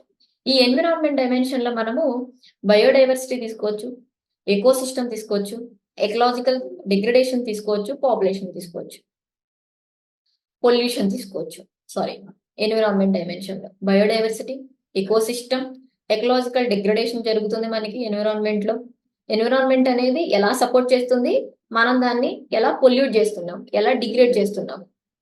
ఎలా దాని యొక్క రిలవెన్స్‌ని కోల్పోతుంది? ఎలా మనకి పొల్యూట్ అయిపోతుంది? అది కూడా చూసుకోవాలి మనం. Pollution one of the dimension in environment. Next వచ్చి disaster management another dimension in geography. Disaster మేనేజ్మెంట్‌లో అగైన్ మీరు అసలు హజార్డస్ అది ఏ టైప్ ఆఫ్ హజార్డ్? ఎర్త్‌క్వేకా? సైక్లోనా? ఇలా డిఫరెంట్ టైప్స్ ఆఫ్ హజార్డ్స్ ఉంటాయి కదా! అది దేనికి సపోర్ట్ చేస్తుంది? ఒక్కొక్క దానికి మనము ఒక్కొక్కటి ఫేస్ చేస్తాం కాబట్టి అది దేనికి సపోర్ట్ చేస్తుంది? దాంట్లో కూడా అగైన్ డిజాస్టర్ మేనేజ్మెంట్‌లో మనం చూసుకోవాల్సిన అనదర్ డైమెన్షన్ వచ్చేసరికి వల్నరబిలిటీ ఏంటి? అంటే ఎంతమంది దానికి వల్నరబుల్‌గా ఉన్నారు? పాపులేషన్‌ని ఎంత మనము వేరే ప్లేస్‌కి షిఫ్ట్ చేయాల్సొస్తుంది. ఈ డైమెన్షన్ మనం చూసుకోవాలి. దాని నెక్స్ట్ స్టెప్ వచ్చేసరికి దాని యొక్క ఎక్స్‌పోజర్ ఎంతుంది? దాని యొక్క రైజ్ ఎంతుంది? రెసిలియన్స్ ఎంతుంది? అంటే తిరిగి దాన్ని మనము రికవర్ అయ్యే స్టేజ్ ఎంత వరకు ఉంది అనే మీనింగ్ వస్తుంది. మిటిగేషన్ ఏంటి? మనం అడాప్ట్ చేసుకునే మెజర్స్ ఏమైనా ఉన్నాయా? డిజాస్టర్ మేనేజ్మెంట్‌లో. ఇలా మీరు సబ్ డైమెన్షన్స్ కింద జనరేట్ చేయొచ్చు. ఇప్పుడు అర్థమైనయా మీకు? ఏమేమి తీసుకోవచ్చు మనము బాడీ పార్ట్‌లో సబ్ డైమెన్షన్ మెయిన్ డైమెన్షన్స్ ఏమేమి చూసుకోవచ్చు? Physical, economical, social, environment, disaster management. Again వీటిలో మీరు సబ్ డైమెన్షన్స్ ఎలా చేయాలి అనేది కూడా నేను మీకు చెప్పాను. ఒకసారి మళ్ళీ చూసుకోండి. ఒకవేళ మీకు రిపీటెన్సీ కావాలంటే గనక నాకు మెసేజ్ చేయండి. నేను మళ్ళీ రిపీట్ చేస్తాను. ఏదైనా ఒక పర్టిక్యులర్ టాపిక్ మీకు రిపీట్ చేయాలి అనుకున్నప్పుడు ఏంటి అనేది మీరు నాకు మెసేజ్ చేస్తే నేను మళ్ళీ ఆ టాపిక్‌ని రిపీట్ చేస్తాను. ఐ హోప్ మీకు క్లియరే కదా! ఇంకా దీంట్లో మీరు డిజాస్టర్ మేనేజ్మెంట్ తర్వాత ఇంకో డైమెన్షన్ రాసే పాసిబిలిటీ కూడా ఉంటుంది. ఆ పాసిబిలిటీ ఉన్నప్పుడు ఆ పర్టిక్యులర్ డైమెన్షన్ తీసుకోండి. గవర్నెన్స్ రిలేటెడ్ అన్నమాట. Governance related for suppose policies ఏమున్నాయి? అంటే అగ్రికల్చర్ రిలేటెడ్ పాలిసీస్ గాని, ఇండస్ట్రీస్ రిలేటెడ్ పాలిసీస్ గాని, డిజాస్టర్ మేనేజ్మెంట్‌ని మిటిగేట్ చేసే పాలిసీస్ గాని పాలిసీస్. గవర్నెన్స్ రిలేటెడ్ ఎలాంటి టైప్ ఆఫ్ పాలిసీస్ తీసుకుంటున్నామో, అది దేనికి మనం సపోర్ట్ చేస్తున్నాం. అగ్రికల్చర్స్‌కి సపోర్ట్ చేస్తున్నామా? ఇండస్ట్రీస్‌కి సపోర్ట్ చేస్తున్నామా? ఇండస్ట్రీస్‌లో అగైన్ ఎంఎస్ఎంఈస్ అని డిఫరెంట్ టైప్స్ ఆఫ్ ఇండస్ట్రీస్ ఉంటాయి. వాటికి మనం ఎలా సపోర్ట్ చేస్తున్నాం. Next infrastructure. నెక్స్ట్ వచ్చి ఇన్‌స్టిట్యూషనల్ సపోర్ట్ అన్నమాట. అంటే దానికి మనం పర్టిక్యులర్‌గా ఏదైనా ఒక ఏజెన్సీని పెట్టామా? ఏదైనా ఒక ఇన్‌స్టిట్యూషన్‌ని క్రియేట్ చేసి సపోర్ట్ చేస్తున్నామా? పాలసీస్‌తో సపోర్ట్ చేయొచ్చు. ఇన్‌స్టిట్యూషనల్ సపోర్ట్ కూడా ఇవ్వచ్చు మనం. లైక్ మనకి ఇప్పుడు స్పేస్‌కి ఎట్లా మనకి ఇస్రో ఉంది ఒక ఇన్‌స్టిట్యూషన్ కింద. అలా మనకి డిఫరెంట్ టైప్స్ ఆఫ్ ఇన్‌స్టిట్యూషన్స్ పెట్టొచ్చు. అలా ఏమైనా ఇన్‌స్టిట్యూషన్స్ ఉన్నాయా? ఇప్పుడు మనము అగ్రికల్చర్ తీసుకున్నాం అనుకోండి. సీఎస్ఐఆర్ అని చెప్పి మనకి ఎలా ఉంది? అలా ఒక టైప్ ఆఫ్ ఇన్‌స్టిట్యూషన్. ఇలా మనకి డిఫరెంట్ టైప్స్ ఆఫ్ ఇన్‌స్టిట్యూషన్స్ ఏమున్నాయి? ఇన్‌ఫ్రాస్ట్రక్చర్ మనం ఎలా సపోర్ట్ చేస్తున్నాం వాళ్ళకి? ఇన్‌ఫ్రాస్ట్రక్చర్ ఏమిస్తున్నాము? అగ్రికల్చర్‌కి అనుకోండి ఏముండాలి? గోడౌన్స్ ఉండాలి. లాజిస్టిక్ వాటిని ఏదైతే మనకి పోస్ట్ హార్వెస్ట్ తర్వాత వాటిని కోల్డ్ చైన్స్ అని ఉంటాయి కదా! ఇలా ఇన్‌ఫ్రాస్ట్రక్చర్ సపోర్ట్ ఎంతవరకు ఇస్తున్నాము? అది అగ్రికల్చర్‌కి ఎలా ఇస్తున్నాము? ఇండస్ట్రీస్‌కి ఎలా ఇస్తున్నాము? మినరల్ బేస్డ్ ఎలా ఇస్తున్నాము? నెక్స్ట్ వచ్చేసరికి కమ్యూనిటీ పార్టిసిపేషన్ కూడా మనకి మెయిన్ ఇన్ గవర్నెన్స్ అన్నమాట. అంటే అందరం కలిసి కమ్యూనిటీ పార్టిసిపేషన్‌లో మీరేం చేయొచ్చు? Amul one of the example for community participation. Okay. ఇలా మీరు ఇంటర్‌లింక్ చేసుకోవడం నేర్చుకోవాలి. ఓకే. నెక్స్ట్ వచ్చేసరికి టెక్నాలాజికల్ ఇంటిగ్రేషన్ కూడా చూసుకోవచ్చు మీరు. టెక్నాలజీ పరంగా మనము ఎలా ఇంటిగ్రేట్ చేయొచ్చు. అగ్రికల్చర్‌లో టెక్నాలజీని ఎలా యూజ్ చేయొచ్చు. ఇండస్ట్రీస్‌లో టెక్నాలజీని ఎలా యూజ్ చేయొచ్చు. ఎన్విరాన్మెంట్‌లో గాని, డిజాస్టర్ మేనేజ్మెంట్‌లో గాని మనము టెక్నాలజీని ఎలా యూజ్ చేయొచ్చు అనేది కూడా మీరు వన్ ఆఫ్ ద డైమెన్షన్ కింద జనరేట్ చేసుకోవచ్చు. ఓకేనా? నెక్స్ట్ వచ్చి spatial. Another dimension spatial dimension in body part. ఓకేనా? బాడీ పార్ట్‌లో అనదర్ డైమెన్షన్ వచ్చి స్పేషియల్. ఇంకెప్పుడు కూడా నా దగ్గరికొచ్చి లేదంటే వేరే వాళ్ళ ఎవరి దగ్గరికైనా వెళ్ళినప్పుడు జియోగ్రఫీలో మాకు బాడీ పార్ట్‌కి డైమెన్షన్స్ రాయడం రావట్లేదు మేడం అని చెప్పకూడదు ఇంకా. Physical, economical, social, disaster management, environment, governance related, spatial. ఇలా మీకు ఆల్మోస్ట్ 7 డైమెన్షన్స్ చెప్పాను నేను మీకు. ఇందులో మీకు ఏది రిలవెంట్‌గా ఉంటే దాన్ని మీరు మీ ఆన్సర్స్‌లో యూజ్ చేసుకోవచ్చు. స్పేషియల్ డైమెన్షన్ తీసుకుంటే మీరు అగైన్ అంటే మీ స్పేషియల్ డైమెన్షన్‌లో మీకు సబ్ టాపిక్స్ ఏమొస్తాయి? సబ్ డైమెన్షన్స్ ఏమొస్తాయో ఒకసారి అబ్జర్వ్ చేయండి. రీజనల్ వేరియేషన్ అన్నమాట. అంటే రూరల్ అర్బన్ కావచ్చు, అర్బన్ కావచ్చు, మెగా సిటీస్ అని డిఫరెంట్ టైప్స్. ఈ రీజనల్‌గా వేరియేషన్స్ ఎలా ఉన్నాయి? నెక్స్ట్ వచ్చి రూరల్ అర్బన్ డిఫరెన్సెస్ ఏమున్నాయి? కోస్టల్, ఇన్‌లాండ్ డిఫరెన్సెస్ ఏమున్నాయి? ఈ స్పేషియల్‌లో మనం కంపారిజన్ చేయాల్సిన డైమెన్షన్స్. నార్త్, సౌత్ డిఫరెన్సెస్ ఇలా ఎక్సెట్రా డిఫరెంట్ సబ్ హెడ్డింగ్స్ మీరు అగైన్ జనరేట్ చేయొచ్చు. ఓకేనా? ఇది స్పేషియల్. ఎగ్జాంపుల్ చెప్తున్నాను చూడండి. ఫర్ ఎగ్జాంపుల్ మనకి ఒక క్వెషన్ ఇచ్చాడు అనుకుందాం. Discuss the importance of river system in Andhra Pradesh. ఏపీలో రివర్ సిస్టమ్ యొక్క ప్రాముఖ్యత ఏంటి వివరించండి అని చెప్పి ఒక క్వెషన్ ఇచ్చాడు అనుకుందాం. For example. ఇప్పుడు దీనికి నేను చెప్పిన ఫార్మాట్‌లో డైమెన్షన్స్ జనరేట్ చేద్దాం. ఎలా చేయొచ్చు డైమెన్షన్స్? ఫిజికల్‌గా ఏం చేయొచ్చు? మనకున్న ఏవైతే ఏపీలో ఉన్న రివర్ సిస్టమ్ ఉన్నాయో, ఆ రివర్ సిస్టమ్‌లో ముందుగా మనం ఫిజికల్ తీసుకుంటే, ఆ ఫిజికల్‌లో వాటి యొక్క డ్రైనేజ్ ప్యాటర్న్ ఎలా ఉంది? ఏ ఏ టైప్ ఆఫ్ డెల్టాస్‌ని ఫార్మ్ చేస్తాయి? గ్రౌండ్ వాటర్ గాని, లేదంటే సాయిల్ ఫార్మేషన్‌లో గాని, ఆ పర్టిక్యులర్ రివర్ సిస్టమ్ యొక్క రోల్ ఏంటి? అనేది మనం ఫిజికల్‌లో ఎక్స్‌ప్లెయిన్ చేయొచ్చు. నెక్స్ట్ వచ్చి ఎకనామిక్ డైమెన్షన్‌లో మనం ఏం ఎక్స్‌ప్లెయిన్ చేయొచ్చు? ఎలా మన ఏపీలో రివర్ సిస్టమ్ అనేవి ఇరిగేషన్‌కి ఎలా సపోర్ట్ చేస్తున్నాయి? హైడ్రో పవర్‌కి ఎలా సపోర్ట్ చేస్తున్నాయి? ఫిషరీ సెక్టర్‌కి ఎలా సపోర్ట్ చేస్తున్నాయి? ఇండస్ట్రీస్‌కి ఎలా సపోర్ట్ చేస్తున్నాయి? ఇన్‌లాండ్ వాటర్ వేస్‌కి ఎలా సపోర్ట్ చేస్తున్నాయి? ఇవన్నీ కూడా మనము ఫిజికల్ డైమెన్షన్‌లో ఎకనామిక్ డైమెన్షన్‌లో మనము ఏపీలోనే రివర్ సిస్టమ్ ఎలా సపోర్ట్ చేస్తుంది అనేది మీరు సబ్ డైమెన్షన్స్‌ని రాయొచ్చు. ఇంకా ఏం రాయొచ్చు? సోషల్. నేను చెప్పిన ఆర్డర్‌లో వస్తే సోషల్‌గా. సోషల్‌గా మనం ఏం చేయొచ్చు? సెటిల్మెంట్స్ ఎలా ఉన్నాయి? అక్కడ లివ్లీహుడ్ ఏంటి? కల్చరల్ ఇంపార్టెన్స్ ఏంటి? ఎందుకనంటే కల్చరల్ ఇంపార్టెన్స్ అని ఎందుకు చెప్తున్నానంటే ఫర్ ఎగ్జాంపుల్ గోదావరి పుష్కరాలు. అది రివర్ సిస్టమ్‌ని బేస్ చేసుకొని వచ్చే కల్చరే కదా! గోదావరిని మనం ఎట్లా ఒక డైటీ లాగా వర్షిప్ చేస్తాం కదా! So, one one of the cultural aspect అన్నమాట. కల్చరల్‌గా మనం కనెక్ట్ చేయొచ్చు. నెక్స్ట్ వచ్చేసరికి ఎన్విరాన్మెంట్‌గా ఎట్లా సపోర్ట్ చేస్తుంది? మన ఏపీలో ఉన్న రివర్ సిస్టము ఎన్విరాన్మెంట్ పరంగా ఎలా సపోర్ట్ చేస్తుంది? అగైన్ ఈ ఎన్విరాన్మెంట్‌లో మీరు డిఫరెంట్ సబ్ డైమెన్షన్స్ ఇందాక నేను చెప్పినట్టు వెట్‌లాండ్సు, ఆక్వా బయోడైవర్సిటీ, ఈస్టరీసు ఇవన్నీ కూడా ఎకోసిస్టమ్ డెవలప్‌మెంటు ఇవన్నీ కూడా మనకి river system, AP river system, again ఎన్విరాన్మెంట్‌లో ఇవి సబ్ టాపిక్స్ అన్నమాట. నెక్స్ట్ వచ్చేసరికి గవర్నెన్స్. గవర్నెన్స్ రిలేటెడ్ మనం ఏం రాయొచ్చు ఇక్కడ? పాలిసీస్ ఏముంటాయి river system related policies? Dams, projects, inter state basin గాని, ఇంట్రా స్టేట్ బేసిన్ గాని, వితిన్ డిస్ట్రిక్ట్స్ కూడా కొట్టుకుంటాయి కదా! మాకెక్కువ వాటర్ రావట్లేదు, మాకెక్కువ వాటర్ రావట్లేదని. Intra state inter state disputes, ఇవన్నీ మనకి గవర్నెన్స్ లోకి వస్తాయి. ఓకేనా?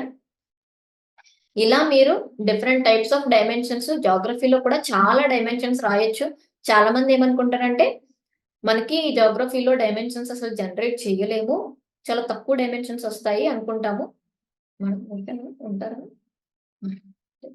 పెట్టొస్తుంది కదా. ఓకే కదా. చాలా డైమెన్షన్స్ ఉన్నాయి కదా, అసలు ఏం రావట్లేదు అనుకుంటారు కానీ యాక్చువల్లీ జాగ్రఫీలో కూడా మనం చాలా డైమెన్షన్స్ జనరేట్ చేయొచ్చు. These are all basic for every answer. Maximum మీకు వచ్చే ప్రతి జాగ్రఫీ ఆన్సర్ లో సేమ్ రాయొచ్చు. బట్ ఏది రిలవెంట్ అనేది మీరు ఒకసారి చూసుకోండి. ఈ డైమెన్షన్స్ ని మీరు ఫర్దర్ గా ఏ ఆన్సర్ కి ఏది రాస్తే బాగుంటుంది అనే దాన్ని మీరు హైలైట్ చేసుకోండి. ఆ క్వశ్చన్ లో వాడు దేని మీద ఫోకస్ చేస్తున్నాడు అనే దాన్ని బట్టి ఫిజికల్ గా ఫోకస్ చేస్తున్నాడా, ఓవరాల్ గా ఫోకస్ చేస్తున్నాడా. ఓవరాల్ గా ఫోకస్ చేసినప్పుడు నేను చెప్పిన physical, economical, environmental, social, spatial ఇవి చూసుకోవాలి. ఒకవేళ ఓన్లీ ఎకనామిక్ పరంగా మాత్రమే ఫోకస్ చేశాడు అనుకోండి, అప్పుడు మీరు తీసుకోవాల్సిన సబ్ హెడింగ్స్ ఎలా ఉంటాయి? ఇరిగేషన్ కి ఎలాగా, hydro power, agriculture, industries, minerals, in next వచ్చి ఫిషరీస్, లివ్లీహుడ్, ఇలాంటివి ఎకనామిక్ గా వస్తాయి. ఓకేనా?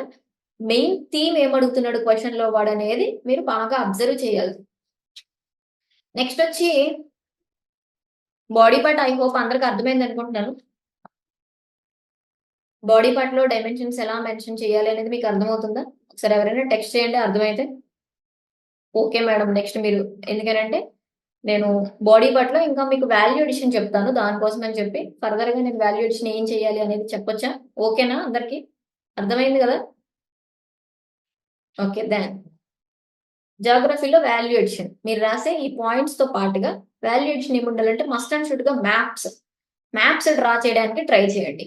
ఇండియా మ్యాప్, ఏపీ మ్యాప్, ఈ రెండు మీకు బాగా వచ్చి ఉండాలి. ఇండియా మ్యాప్, ఏపీ మ్యాప్, ఈ రెండు మీకు బాగా వచ్చి ఉండాలి. ఇవి చూసుకోండి మీరు ఒకసారి. ఏపీ మ్యాప్ ఎలా డ్రా చేయాలి, ఇండియా మ్యాప్ ఈజీగా ఎలా డ్రా చేయాలి అనేది బాగా ప్రాక్టీస్ చేయండి. అలా అని చెప్పి హాఫ్ అన్ అవర్ దాని మీదే పెట్టొద్దు. Just with in fraction of seconds లో మాత్రమే మీరు డ్రా చేయాల్సి ఉంటుంది. అలా అని మరీ ఇండియన్ పాకిస్తాన్ లో డ్రా చేయొద్దు. ఒకసారి చూసుకొని బాగా ప్రాక్టీస్ చేయండి. ఓకేనా? ఇక్కడ ఉన్న ఏదైతే మనకి నార్త్ సౌత్ ఉంటుందో ఈ రెండు ఈక్వల్ గా ఉండాలి. ఇక్కడ ఉన్న రాజస్థాన్, ఇక్కడ ఉన్న నార్త్ ఈస్టర్న్ స్టేట్స్, ఈ రెండు ఈక్వల్ గా ఉండాలి. ఇది ఇండియా మ్యాప్ లో మీరు ఫాలో అయ్యే ఫ్లో అనమాట. ఇండియాలో ఇప్పుడు మీరు సాయిల్ సిస్టమ్ గురించి అడిగినా, రివర్ సిస్టమ్ గురించి అడిగినా, ఏదైనా ఒక మినరల్ గురించి అడిగినా, క్రాప్స్ గురించి అడిగినా, మీరు దాన్ని జాగ్రఫికల్ గా మీరు చూపించేటప్పుడు పక్కన ఇండియా మ్యాప్ అవి ఎక్కడెక్కడ మనకి మేజర్ గా ఎక్కడెక్కడ దొరుకుతాయి అనే దాన్ని మీరు మ్యాప్ బేస్డ్ చూపించారు అనుకోండి, it will be more helpful అనమాట. మీకు బాగా మీరు రాసిన ఆన్సర్ కి అది ఇంకొంచెం ఎక్కువ మార్క్స్ స్కోర్ చేసే స్కోప్ ఎక్కువ ఉంటుంది కంపారిటివ్లీ అదర్ ఆన్సర్స్ అనమాట. మిగతా వాళ్ళ ఆన్సర్స్ తో పోలిస్తే మీకు కొంచెం బెటర్ గా ఉంటుంది. ఫర్ ఎగ్జాంపుల్ మినరల్స్ గురించి అడిగినా, లేదంటే ఫారెస్ట్ గురించి అడిగినా, క్రాప్స్ గురించి అడిగినా, ఏదైనా రివర్ సిస్టమ్ గురించి అడిగినా, ఇండస్ట్రీస్ గురించి అడిగినా, మ్యాప్స్ డ్రా చేయడానికి చూడండి. ఆ మ్యాప్స్ అవి ఉండే రీజియన్స్ మ్యాప్ ఖచ్చితంగా ఉండేలా చూసుకోండి. అంటే ఫ్లో చార్ట్స్, ఆ ఫ్లో చార్ట్స్ లో మీరు ఏదైనా యూస్ చేయొచ్చు. నేను ఆల్రెడీ చాలా మందికి టాపర్స్ కాపీస్ షేర్ చేస్తూ ఉన్నాను. లాస్ట్ ఇయర్ ఎవరైతే ర్యాంకర్స్ ఉన్నారో వాళ్ళ copies with in me only చాలా మంది ఉన్నాయి. నేను అవి మీకు షేర్ చేస్తూ ఉన్నాను. మీరు వాళ్ళ యొక్క అబ్జర్వ్ చేయండి, వాళ్ళు ఎలా ప్రెజెంటేషన్ చేస్తున్నారు అనేది అబ్జర్వ్ చేయండి. నెక్స్ట్ వచ్చి నేను ఇందాక మీకు చెప్పాను కదా, డేటా. డేటా మీరు ఎక్కడెక్కడి నుంచి తీసుకోవాలి అనేది మీకు అర్థం కాదు చాలా మందికి. డేటా ఎక్కడెక్కడి నుంచి తీసుకోవాలి జాగ్రఫీకి మనకి వాల్యుయేషన్ పాయింట్స్ చెప్తున్నాను, జాగ్రత్తగా నోట్ చేసుకోండి. డేటా చూసుకుంటే మీరు సెన్సస్ యూస్ చేసుకోవచ్చు. ఆ సెన్సస్ లో నార్మల్ సెన్సస్, ఇంకొకటి ఏవైతే మనకి లైఫ్ స్టాక్ సెన్సస్ కూడా జరుగుతుంది. ఈ లైఫ్ స్టాక్ సెన్సస్ కూడా మీరు దగ్గర పెట్టుకోండి. సెన్సస్ చూడండి, అప్డేటెడ్ ఉండేలా చూసుకోండి. డేటా ఏం రాసినా రీసెంట్ గా ఏదైనా వచ్చిందా క్రాస్ చెక్ చేసుకుని వెళ్ళండి ఎగ్జామ్కి వెళ్ళే ముందు. చాలా మంది ఏంటంటే ఓల్డ్ డేటానే ఫాలో అవుతారు.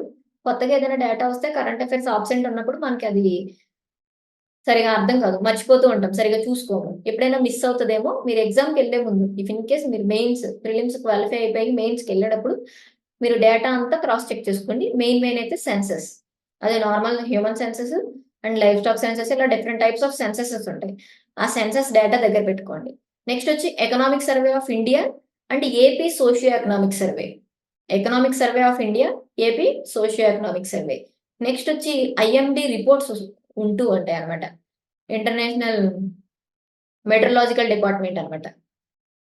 మెట్రలాజికల్ డిపార్ట్మెంట్ రిలేటెడ్ రిపోర్ట్స్ ఉంటూ ఉంటాయి, అది కూడా చూసుకోండి. మీకు అవన్నీ వాల్యూ ఎడిషన్ అనమాట.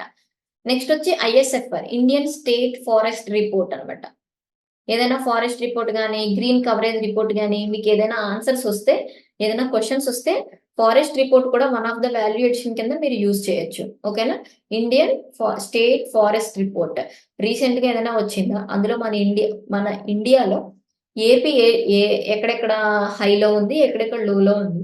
ఒకవేళ దాని యొక్క మంచి పొజిషన్ లో ఉంటే, బెటర్ ర్యాంక్ లో ఉంటే ఏపీ కనుక, ఆ బెటర్ ర్యాంక్ లో ఉండడానికి ఏపీ ఎలాంటి పాలసీస్ ని తీసుకుంది, ఆ గ్రీన్ కవర్ ని ఇంప్రూవ్ చేయడానికి ఎలాంటి పాలసీస్ ని తీసుకుంది, అసలు ఏపీ ఏం చేసింది, ఎందుకు అంత గ్రీన్ కవర్ పెరిగింది, ఇవి కూడా మీరు రాసుకోవాల్సి ఉంటుంది. అప్పుడే మీ ఆన్సర్ కరెక్ట్ వేలో మీరు అనలైజ్ చేయగలుగుతారు. నెక్స్ట్ వచ్చి నీతి ఆయోగ్ రిపోర్ట్స్ కూడా ఉంటాయి. నీతి ఆయోగ్ రిపోర్ట్స్ కూడా one of the valuation for your answers. NITI Aayog report. Next వచ్చి national family health survey reports ఉంటాయి.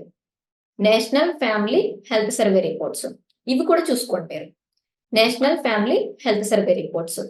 నెక్స్ట్ వచ్చి ఎస్డిజి ఇండెక్సెస్ ఉంటాయి. అందులో ఏపీ స్టేట్ ఏ ర్యాంక్ లో ఉంది, ఏపీ స్టేట్ ర్యాంక్ లిస్ట్ ఎంత, ఇండియా ఉంటది, వరల్డ్ కూడా ఉంటది, బట్ మనం మెయిన్ ఇండియా రిపోర్ట్ మీరు ఎక్కువ చూసుకుంటే సరిపోతుంది. ఇండియా మెయిన్ ఫోకస్ చూసుకోండి. ఓకేనా? నేషనల్, ఇప్పుడు నేను ఏమేమి చెప్పాను, డేటా రెలవెంట్ మీకు చూడండి. సెన్సస్ ఒకటి, economic survey of India, AP socio economic survey, next వచ్చి IMD reports, meteorological department reports ఏమైనా ఉంటే అవి. నెక్స్ట్ వచ్చి India state forest reports, recent డేటానే యూజ్ చేయడమ్మా. నెక్స్ట్ వచ్చి నీతి ఆయోగ్ ఏమైనా ఇండెక్స్లని, డిఫరెంట్ టైప్స్ ఆఫ్ రిపోర్ట్స్ ఉంటాయి, అవి కూడా మీరు దగ్గర పెట్టుకోండి, నీతి ఆయోగ్ రిపోర్ట్స్. నెక్స్ట్ వచ్చి national family health survey report, అలానే ఎస్డిజి ఇండెక్స్, ఇవి కూడా చూడండి. ఓకేనా? నెక్స్ట్ వచ్చి ఇంకా మీరు ఇవన్నీ రిపోర్ట్స్ రిలేటెడ్. అలా కాకుండా ఏమైనా ఇన్స్టిట్యూషన్స్ మెయిన్ మీరు ఏమేమి చూసుకోవాల్సి వస్తుంది,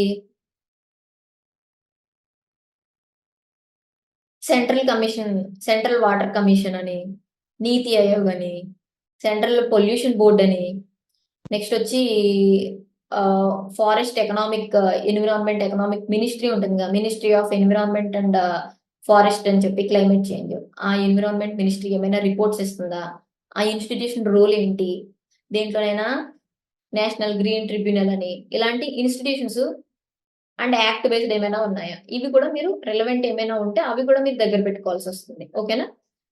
ఇలాంటి టైప్ ఆఫ్ బాడీస్ ఎప్పుడైనా మీకు న్యూస్ లో ఉన్నప్పుడు వాటిని కూడా మీరు మీ ఆన్సర్స్ లో యాడ్ చేసుకునేలా చూసుకోవాలి. సో ఆ రిలవెంట్ బాడీస్ ని కూడా మీరు చదవండి. ఏవైతే central water commission, central pollution board, ఇంకా డిఫరెంట్ టైప్స్ ఆఫ్ ఏవైనా మనకి ఏపీలో ఉండే వైల్డ్ లైఫ్ శాంక్చురీస్ కానీ, ఇలాంటివన్నీ కూడా మీకు ఎన్విరాన్మెంట్ లో ఏదైతే ఫ్లోరా ఫరా చాప్టర్ ఉందో దాంట్లో వస్తుంది మీకు. ఓకేనా? ఇంకా ఫుడ్ ఆర్గనైజేషన్ ఉంటుంది కదా, అది కూడా మీరు వాల్యుయేషన్ కింద రాసుకోవచ్చు. జియోలాజికల్ సర్వే, ఏదైతే జియోలాజికల్ సర్వే ఉందో అది కూడా మీరు వన్ ఆఫ్ ద వాల్యుయేషన్ కింద యూజ్ చేసుకోవచ్చు. జియోలాజికల్ సర్వీస్ ఏమైనా ఉన్నాయా, జియోలాజికల్ సర్వీస్ చూసుకోండి. ఆ నెక్స్ట్ డైమెన్షన్స్ వచ్చి బాడీ పార్ట్ లో మీరు ఎట్ ది ఎండ్ అనమాట ఛాలెంజెస్, సొల్యూషన్స్ అని పెట్టొద్దు, వే ఫార్వర్డ్ మెజర్స్ అని పెట్టుకోండి. ఛాలెంజెస్ లో కూడా మీరు ఏమేమి రాయొచ్చు, ఫిజికల్ కన్స్టెంట్స్ ఏమున్నాయి, రీసోర్స్ కన్స్టెంట్స్ ఏమున్నాయి, ఇన్ఫ్రాస్ట్రక్చర్ గ్యాప్స్ ఏమున్నాయి, ఇన్స్టిట్యూషనల్ గ్యాప్స్ ఏమున్నాయి, లేదంటే ఇన్స్టిట్యూషనల్ ఇష్యూస్ ఏమున్నాయి, నెక్స్ట్ వచ్చి ఎన్విరాన్మెంటల్ డిగ్రేడేషన్ ఏముంది, క్లైమేట్ రిస్క్స్ ఏమున్నాయి, రీజనల్ డిస్పారిటీస్ ఏమున్నాయి. ఇలా మీరు ఛాలెంజెస్ లో మెయిన్ డైమెన్షన్స్ అనమాట. మళ్ళీ రిపీట్ చేస్తున్నాను, రాసుకునే వాళ్ళు రాసుకోండి. ఛాలెంజెస్ లో మీరు ఏమేమి డైమెన్షన్స్ రాయొచ్చు, ఫిజికల్ డైమెన్షన్ రాయొచ్చు, రీసోర్స్, ఫిజికల్ గా మనం ఎలాంటి కన్స్ట్రెంట్స్ ఫేస్ చేస్తున్నాము, అలానే రీసోర్స్ కన్స్ట్రెంట్స్ ఏమున్నాయి, ఇన్ఫ్రాస్ట్రక్చర్ గ్యాప్స్ ఏమున్నాయి, ఇన్స్టిట్యూషనల్ ఇష్యూస్ ఏమున్నాయి, ఎన్విరాన్మెంటల్ డిగ్రేడేషన్ ఎట్లా జరుగుతుంది. ఆబ్వియస్లీ మనం డెవలప్మెంట్ చేస్తున్నామంటే ఆబ్వియస్లీ ఉంటుంది కదా, ఎన్విరాన్మెంట్ కూడా మనం పొల్యూట్ చేస్తాము. సో ఎన్విరాన్మెంటల్ డిగ్రేడేషన్ ఎలా ఉంది, క్లైమేట్ రిస్క్స్ ఏమున్నాయి, అండ్ ఇంటర్నేషనల్ గా కూడా మనకి రిపోర్ట్స్ వస్తూ ఉంటాయమ్మా. అవి కూడా మీరు ఆన్సర్ రైటింగ్ లో యాడ్ చేసుకోవచ్చు. ఇంటర్నేషనల్ లో different types of climate related reports అని అవని ఇవన్నీ వస్తాయి, చూసుకోండి ఒకసారి. రీజనల్ డిస్పారిటీస్, వీటిని మీరు మెయిన్ ఛాలెంజెస్ కింద మీరు చూసుకోవచ్చు. ఇకపోతే వే ఫార్వర్డ్ మెథడ్స్, ఏవైతే మీరు ఛాలెంజెస్ లో రాస్తున్నారో వాటిని ఓవర్కమ్ ఎలా చేయాలి అనే విధంగానే ఛాలెంజ్ సొల్యూషన్ ఓరియంటెడ్ ఉండాలి. అలా అని ఛాలెంజ్ రాసి సొల్యూషన్ ఇలా రాయొద్దు. ఛాలెంజెస్ సపరేట్ రాయండి, వే ఫార్వర్డ్ మెథడ్స్ సపరేట్ రాయండి. కానీ మీరు ఏదైతే ఛాలెంజెస్ రాశారో వాటిని ప్రాపర్ గా రిఫ్లెక్ట్ చేయండి వే ఫార్వర్డ్ మెథడ్స్ లో. అంతే తప్ప చాలా జనరిక్ స్టేట్మెంట్స్ రాస్తూ ఉంటారు చాలా మంది. అవేర్‌నెస్ పెంచాలి, ఇట్లాంటి జనరలైజ్డ్ స్టేట్మెంట్స్ రాస్తారు. అలాంటివి అవాయిడ్ చేయండి. జనరల్‌గా రాసే అవేర్‌నెస్ క్రియేట్ చేయండి. లేదంటే గనక రిసోర్స్‌ని ప్రాపర్‌గా యుటిలైజ్ చేసుకొని ఇలా చెయ్యాలి. యుటిలైజ్ చేయట్లేదని ఇక్కడ రాస్తారు. యుటిలైజ్ చేయాలని ఇక్కడ రాస్తారు. ఇంక మనం అక్కడ వే ఫార్వర్డ్ మెథడ్స్ చెప్పినట్టు ఏమవుతుంది చెప్పండి? నెక్స్ట్ వచ్చి టెక్నాలజీ అప్‌గ్రేడ్ చేయాలంటారు. అంతే తప్ప దానికి ఒక ఎగ్జాంపుల్ కూడా రాయరు. వెరైటీగా రాస్తారు. అందరూ అలాగే ఉన్నారు. ఒక్కళ్ళని కాదు. అందరూ ఆల్‌మోస్ట్ అందరూ ఇదే రాస్తారు. ఓకేనా? అలాంటి సిల్లీ మిస్టేక్స్ చేయకండి. వే ఫార్వర్డ్ మెథడ్స్‌లోనే మీరు ఎంతవరకు బాగా చదువుతున్నారు అనేది బాగా అర్థమవుతుంది. మీ అనలైటికల్ స్కిల్స్ ఏంటి అనేది ఎవాల్యుయేటర్‌కి అర్థమవుతుంది. వే ఫార్వర్డ్ మెథడ్స్ రాసేటప్పుడు సైంటిఫిక్ ప్లానింగ్ అంటే ఇలాంటి టర్మినాలజీ అబ్జర్వ్ చేస్తున్నారా నేను చెప్పేటప్పుడు మీకు? టర్మినాలజీ అనేది చాలా ఇంపార్టెంట్. జియోగ్రఫీ ఆన్సర్స్‌లో జియోగ్రఫీ రిలవెంట్ టర్మినాలజీ పడాలి. ఎకానమీ ఆన్సర్స్‌లో ఎకానమీ రిలవెంట్ టర్మినాలజీ పడాలి. గవర్నెన్స్ ఆన్సర్స్‌లో గవర్నెన్స్ రిలవెంట్ టర్మినాలజీ చదవాలి. అందుకే మస్ట్ అండ్ షుడ్‌గా చాట్‌జీపీటీని మీ మెయిన్ సోర్స్ కింద తీసుకోవద్దు. స్టాండర్డ్ బుక్స్ తీసుకోండి అని చెప్తా. చాట్‌జీపీటీ ఏదో దానికి నచ్చింది ఇస్తది. స్టాండర్డ్ బుక్స్‌లో ఏంటంటే బుక్ టైప్ ఆ పర్టిక్యులర్ సబ్జెక్ట్ రిలవెంట్ టర్మినాలజీ ఉంటుంది. అందుకే ఎప్పుడు కూడా స్టాండర్డ్ బుక్సే చదవాలి. ఓకే. వే ఫార్వర్డ్ మెథడ్స్ తీసుకుంటే మీరు ఏమేమి డైమెన్షన్స్ రాయొచ్చు వే ఫార్వర్డ్ మెథడ్స్‌లో రిలవెంట్ ఉన్నాయో చూసుకోండి. సైంటిఫిక్ ప్లానింగ్ ఇలాంటి టైప్ ఆఫ్ టర్మినాలజీ యూజ్ చేయాలి మీరు actually. Scientific planning, integrated resource management, technology upgradation. ఆ టెక్నాలజీ అప్‌గ్రేడేషన్ అని పెట్టడం కాకుండా పర్టిక్యులర్ టెక్నాలజీ కూడా మనం మెన్షన్ చేయొచ్చు. కొన్ని మనం న్యూస్‌లో చదువుతూ ఉంటాము. పలానా వాళ్ళు ఈ టెక్నాలజీని యూజ్ చేసుకొని ఇలా చేశారు అని చెప్పి. సో, అలాంటివి మీరు చూసుకోవచ్చు. నెక్స్ట్ వచ్చి community participation, climate resilient agriculture, ఇలాంటి టైప్ ఆఫ్ టర్మినాలజీ మీ ఆన్సర్స్‌లో వే ఫార్వర్డ్ మెథడ్స్‌లో పడేలా చూసుకోండి. నేను చెప్పాను కదా అని అదే రాయొద్దమ్మా. దానికి రిలవెంట్ ఉంటేనే రాయండి. మీరు దానికి రిలవెంట్ అన్న ఛాలెంజెస్ రాస్తే నేను చెప్పినవి కూడా రిలవెంట్‌గా ఉంటాయి కాబట్టి రాయండి. బట్ కామన్‌గా మనం యూజ్ చేసే way forward methods. Climate resilient agriculture, community participation, ecosystem development, regional planning, balance. ఓకేనా? ఇలా మీరు ఇంట్రడక్షన్స్, బాడీ పార్ట్ రాసుకోవాలి. నెక్స్ట్ వచ్చి ఇది కూడా one of the toughest part అని మన వాళ్ళందరి ఫీలింగ్. కన్‌క్లూజన్స్ ఎలా రాయాలి? కన్‌క్లూజన్స్ చాలా మంది రాయట్లేదు. కన్‌క్లూజన్స్ ఎలా రాయాలి? ఓకేనా? ఈ కన్‌క్లూజన్ పార్ట్ వచ్చేసరికి ఒకవేళ వే ఫార్వర్డ్ మెథడ్స్‌ని రాయకపోతే గనక మీరు ఏదైతే వే ఫార్వర్డ్‌గా రాయాలనుకుంటున్నారో, ఆ వే ఫార్వర్డ్‌నే ఒక 1 ఆర్ 2 మెథడ్స్‌ని కన్‌క్లూజన్‌లో కలిపి రాసేయాలి. వన్ టైపు వే ఫార్వర్డ్ మెథడ్స్‌ని మనం కన్‌క్లూజన్‌లో ఇంక్లూడ్ చేయడం. అదొకటి చూసుకోండి మీరు. నెక్స్ట్ వచ్చి ఎస్‌డిజి బేస్డ్ అన్నమాట. మనకున్న సస్టైనబుల్ డెవలప్‌మెంట్ ఇండెక్స్ ఉంటాయి కదా! వాటితో ఎస్‌డిజి గోల్స్ ఏవైతే ఉన్నాయో వాటితో కనెక్ట్ చేసి రాయడం. ఎస్‌డిజి గోల్స్‌తో కనెక్ట్ చేసి రాయడం. వే ఫార్వర్డ్‌నే కన్‌క్లూజన్ పార్ట్ కింద కలిపి రాసేయడం. లేదంటే కాన్స్టిట్యూషనల్ లేదంటే పాలిసీ లీకేజెస్ అన్నమాట. ఫర్ ఎగ్జాంపుల్ ఆర్టికల్ 48 డీపీఎస్‌పీస్‌లో ఆర్టికల్ 48 ఏముంటుంది? మన ఎన్విరాన్మెంట్‌ని ప్రొటెక్ట్ చేయాలి, ఫారెస్ట్‌ని ప్రొటెక్ట్ చేయాలి అని చెప్పి ఉంటుంది మనకి డీపీఎస్‌పీస్‌లో. దీంతో మనం కనెక్ట్ చేసి కన్‌క్లూజన్స్ రాసుకోవచ్చు. రిలవెంట్ అయితేనే రాయాలి. నేను చెప్పాను కదా అని ఏదేదో ఏ ఎకనామిక్ క్వెషన్‌కో, ఇండస్ట్రీస్ క్వెషన్‌కో తీసుకొచ్చి మన ఫారెస్ట్‌ని కాపాడాలి ఇలాంటివి రాయకండమ్మా. ఓకేనా? నెక్స్ట్ వచ్చి ఇంకొకటి కూడా ఉంది. ఫండమెంటల్ డ్యూటీస్‌లో 51 దాంట్లో మన ప్రతి ఒక్కరి రెస్పాన్సిబిలిటీ, డ్యూటీ కూడా ఏంటంటే to protect our natural environment. ఓకేనా? ఈ టర్మినాలజీ, ఈ వర్డింగ్ అనేది చాలా ఇంపార్టెంటు. సో, ఒక్కసారి మీరు రిఫర్ చేసుకోండి. ఇవన్నీ ఒక దగ్గర రాసుకోండి మీరు. టైప్స్ ఆఫ్ కన్‌క్లూజన్సు, టైప్స్ ఆఫ్ ఇంట్రడక్షన్సు, దేనికైతే మీరు నోట్స్ చేస్తున్నారో, ఆ నోట్స్ చేసుకునేటప్పుడే పక్కనే దీనికి నేను డెఫినిషన్ బేస్డ్ గనక రాయాలనుకుంటే ఏ టైప్ ఆఫ్ ఇంట్రడక్షన్ రాయొచ్చు. డేటా బేస్డ్ ఏదైనా ఈ పర్టికులర్ టాపిక్ నేను ఇంక్లూడ్ చేయాలంటే ఏ టైప్ ఆఫ్ ఇంట్రొడక్షన్ రాయొచ్చు. అలానే కన్క్లూజన్స్ ఎలా రాయొచ్చు. రెడీమేడ్ ఇంట్రొడక్షన్స్, రెడీమేడ్ కన్క్లూజన్స్ మీరు చేసి పెట్టుకోండి. ఓకేనా? ఇలా మీరు వేరే దాంతో కలపడం. ఎప్పుడైనా గానీ ఆన్సర్ రాసేటప్పుడు ఫస్ట్ మీ మైండ్‌లో కొన్ని క్వెషన్స్ రన్ అవ్వాలి. అప్పుడే మీ ఆన్సర్ బాగా రిఫ్లెక్ట్ అవుతది. వేర్ అంటే ఎక్కడ? స్పేషియల్ డిస్ట్రిబ్యూషన్ అంటే అది ఎక్కడుంది? ఏ ప్లేస్‌లో ఉంది? దాని యొక్క స్పేషియల్ డిస్ట్రిబ్యూషన్ ఎలా ఉంది? నెక్స్ట్ వచ్చి అక్కడే ఎందుకుంది? Why there? అక్కడే ఎందుకుంది? ఎప్పుడైతే మీకు ఈ క్వెషన్స్ మీ మైండ్‌లో ఉంటాయో జియోగ్రఫీ ఆన్సర్స్ రాసేటప్పుడు మీ ఆన్సర్ పర్ఫెక్ట్‌గా రాయగలుగుతారు. ఒక 7 క్వెషన్స్ చెప్తున్నాను గుర్తుపెట్టుకోండి. మీరు రాసేటప్పుడు ఆలోచించండి వీటిని. వేర్ ఎక్కడ? Why there? ఎందుకు అక్కడే ఉంది? సో, మనం అక్కడ ఏం చేస్తాము? కొన్ని రీజన్స్ చెప్తామనమాట. అక్కడే ఉండడానికి రీజన్స్ ఏంటి? అవి ఎకనామిక్ రీజన్స్ అవ్వచ్చు, సోషల్ రీజన్స్ అవ్వచ్చు, ఫిజికల్ రీజన్స్ అవ్వచ్చు. నెక్స్ట్ వచ్చి వాట్? దాని యొక్క క్యారెక్టరిస్టిక్స్ ఏంటి? దాని ఫిజికల్ క్యారెక్టరిస్టిక్స్ ఏమున్నాయి? పర్టిక్యులర్ ఏదైనా ఒక టాపిక్ యొక్క, ఏదైనా ఒక డైమెన్షన్ యొక్క థీమ్ క్యారెక్టరిస్టిక్స్ ఏంటి? So what? అంటే దానివల్ల మనకేంటి లాభం? దాని యొక్క సిగ్నిఫికెన్స్ ఏంటి? ఆర్ ఎల్స్ ఇంపాక్ట్‌లో పాజిటివ్ ఇంపాక్ట్ ఏంటి? నెక్స్ట్ వచ్చి వాట్ ప్రాబ్లమ్స్? మనకి అక్కడ ఏం ప్రాబ్లమ్స్ ఉన్నాయి? నెక్స్ట్ వచ్చి వాట్ క్యాన్ బి డన్? ఎప్పుడైతే మీకు ఈ స్ట్రక్చర్ మీరు ఫాలో అవుతారో మీ ఆన్సర్స్ బావుంటాయి. బాడీ పార్ట్‌లో బాడీ పార్ట్ స్టార్ట్ చేసేటప్పుడు where, why, there, what, so what అయితే ఏంటి? అక్కడ ఉండడం వల్ల ఇంపార్టెన్స్ ఏంటి? సిగ్నిఫికెన్స్ అన్నమాట. Impact. Impact may be positive or negative. So, significance or impact, positive impact. Then what problems ahead? What can be done to overcome above challenges? And AP specific dimensions. AP specific dimensions గుర్తుపెట్టుకోవాలి ఇది ప్రతిసారి.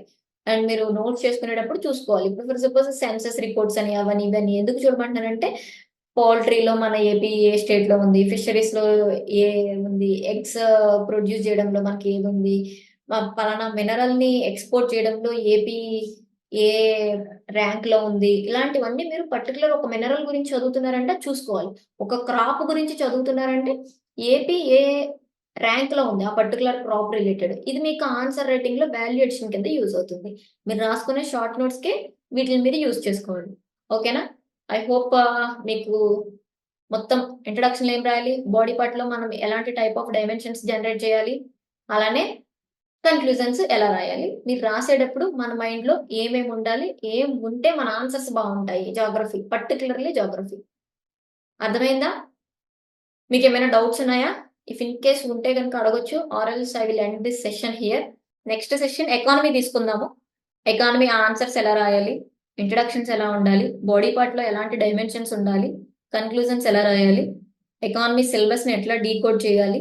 దాంట్లో sub dimensions ఎలా generate చేయాలి?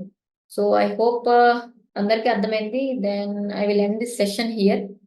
All the best అమ్మా. అందరూ బాగా రాస్తూ ఉండండి. ప్రతిరోజు రాయండి. Take care.